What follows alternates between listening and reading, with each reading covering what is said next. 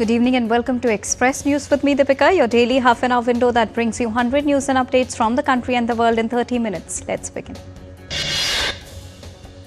India's Commerce and Industry Minister Piyush Goyal addressed both the houses of the Parliament on US tariffs, saying that India has transformed from being part of the fragile five economies to becoming the fastest-growing major economy in the world.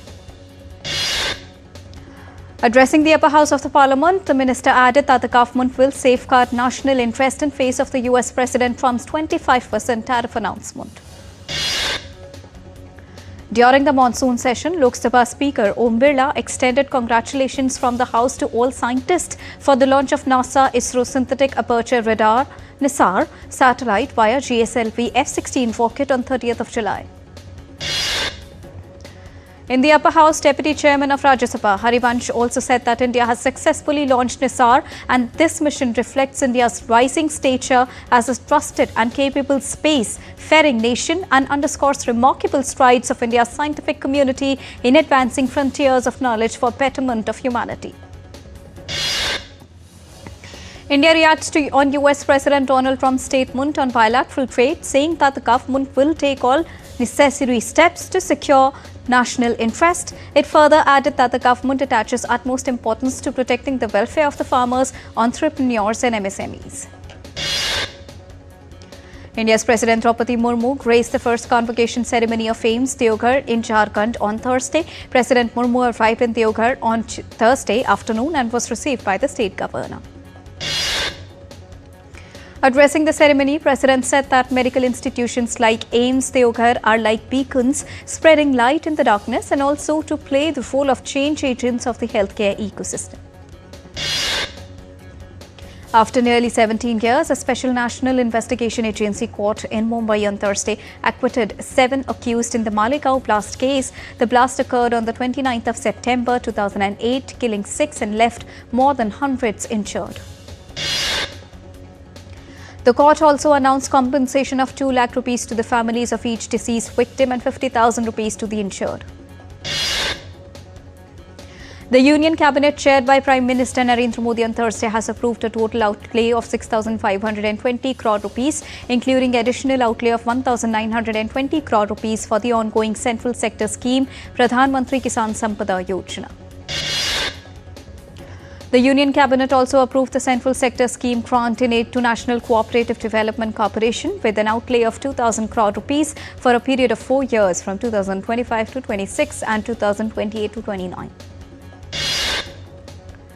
Briefing the Cabinet meeting, Information and Broadcasting Minister Ashwini Vaishnaw announced the approval of 4 multi-tracking projects covering 13 districts across states of Maharashtra, West Bengal, Bihar, Odisha and Jharkhand.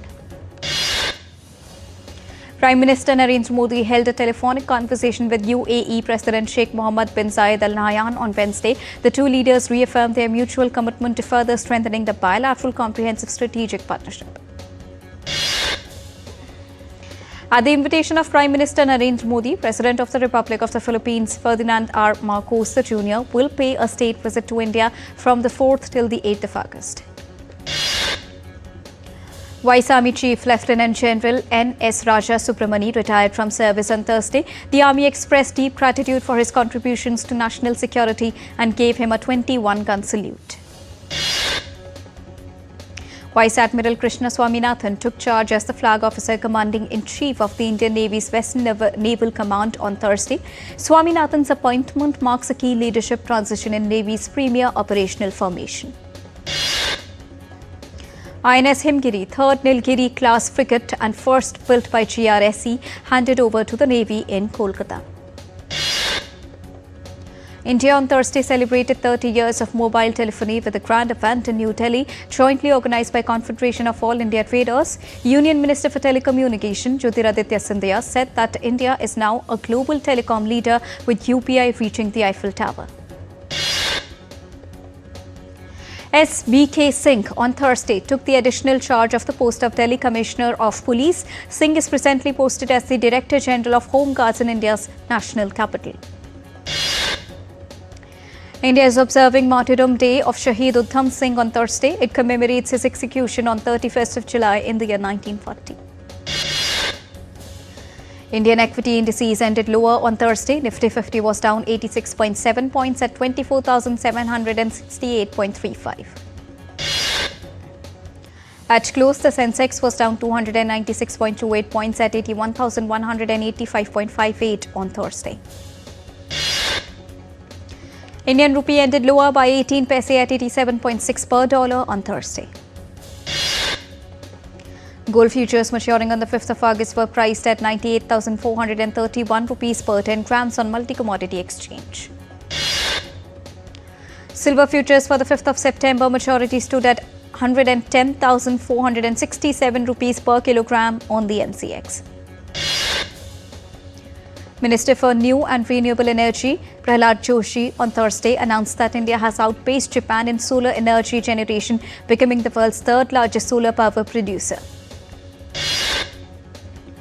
Brent crude oil was priced at $72.6 per barrel on Thursday. Microsoft's Azure cloud computing business delivered another quarter of blockbuster growth on Wednesday, powering revenue above Wall Street's expectations. Azure sales surpassed $75 billion on an annual basis.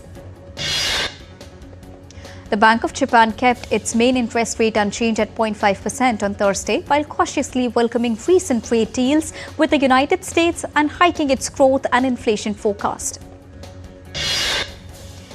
Warner Brothers Discovery is laying off around 10% of its motion picture group employees as part of a restructuring effort ahead of the company's split into two separate entities. The layoff might lead to delays or scaling back of some of the projects. US President Donald Trump on Wednesday announced he's imposing a 25% tariff on imports from India starting the 1st of August. Also, he said that the United States is still negotiating with India on trade. Trump signed an executive order implementing an additional 40% tariff on Brazil, bringing the total tariff amount to 50%. The order said the tariff would go into effect 7 days after its signing on Wednesday.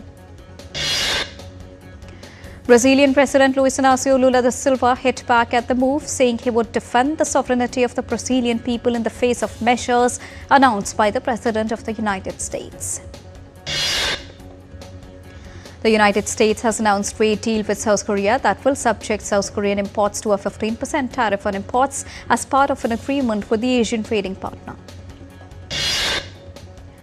South Korean President Lee Jae-myung said on Thursday that the country's tariff deal with the United States cleared up uncertainties on exports. U.S. Commerce Secretary Howard Lutnick said during an interview that the United States has made trade deals with Cambodia and Thailand ahead of President Donald Trump's 1st of August tariff deadline. French Finance Minister Eric Lombard said on Wednesday that the European Union's negotiating strategy with the US on trade had not been vigorous enough. Acknowledging the limitations, he said that a better deal might have been hard to obtain. Canadian Prime Minister Mark Carney said on Wednesday that tariff negotiations with US President Donald Trump's administration have been constructive, but the talks may not conclude by an 1st of August deadline. Canada intends to recognize a Palestinian state at the UN General Assembly in the month of September.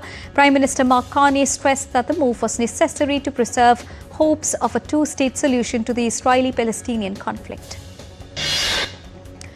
Blasting Canada, Israeli Foreign Ministry said this announcement represented a reward to terrorist faction Hamas and harms the efforts to achieve a ceasefire in Gaza and a framework for the release of hostages.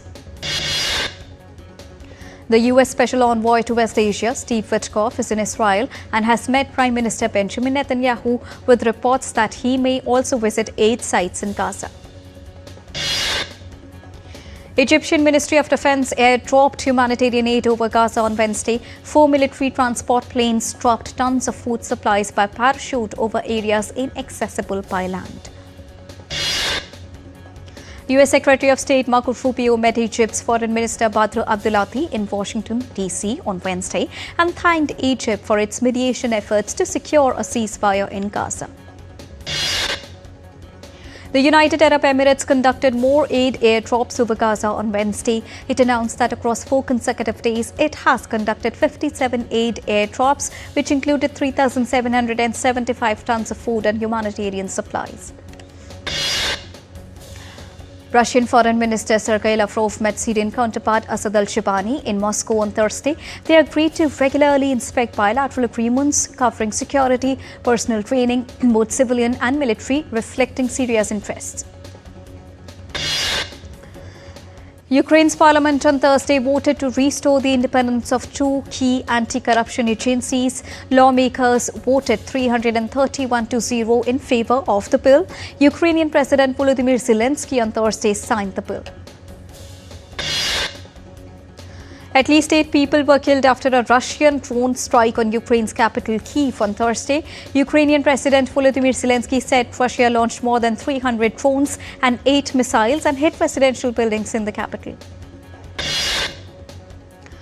Russia on Thursday said that Ukrainian drones struck a local industrial facility. The drone debris had hit railway infrastructure and temporarily halted trains in the southern Volgograd region.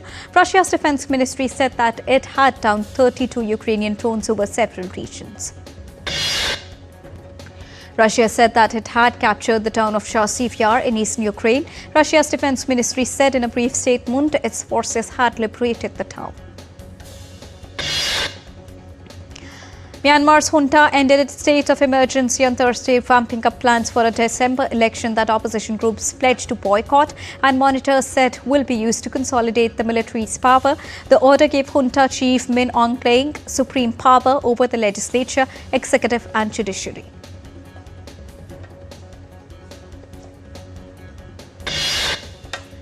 Time to take a quick and short break. We'll be right back.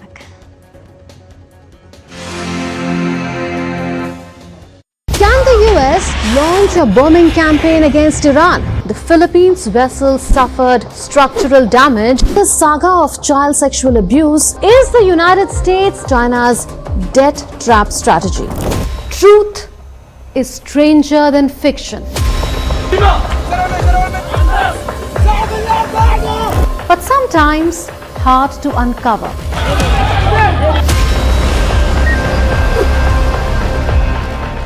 Trust us to tell the truth, unadulterated and pure, of every story that matters to you. That's exactly what save your... You read between the lines, cut the clutter, and connect the dots to get you the full picture. Watch Connecting the Dots at these times with me, only on DD India.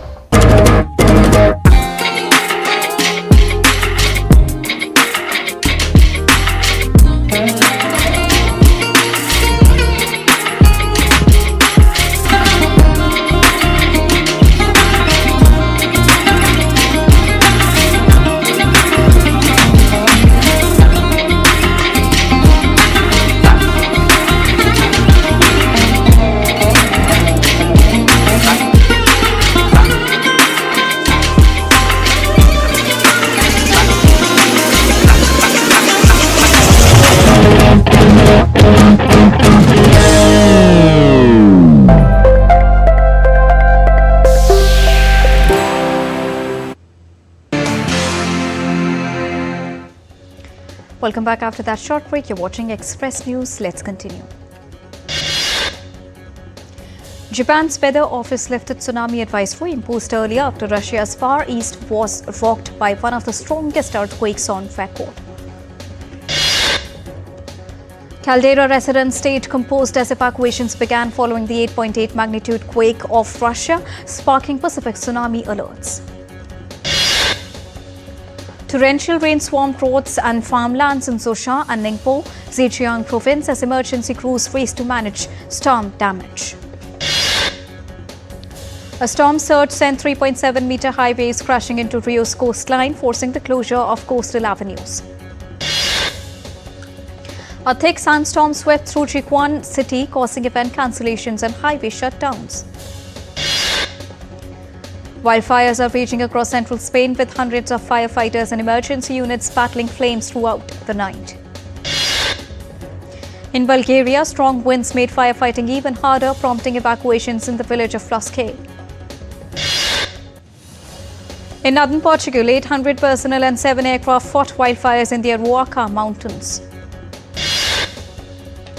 Washington, D.C. is sweltering under an extreme heat wave. An alert has been issued with temperatures touching 36.6 degrees Celsius and a heat index soaring past 106. In a rare sight from China, a breathtaking sea of clouds was seen enveloping Mount Hua, known for its steep and dramatic cliffs. Indian capital Delhi saw much needed relief from the heat as heavy showers and thunderstorms brought temperatures down.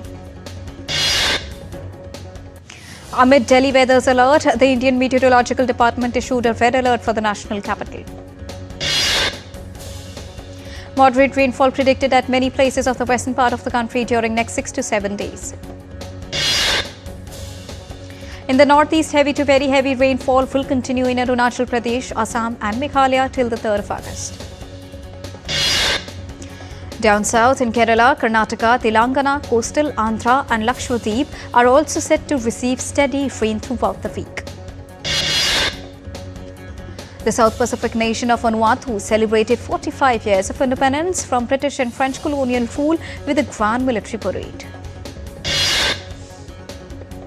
Guangzhou is now home to the world's largest perfume museum, featuring over 300 global fragrances. The museum fuses science, culture and art to revive ancient rituals and post-warism.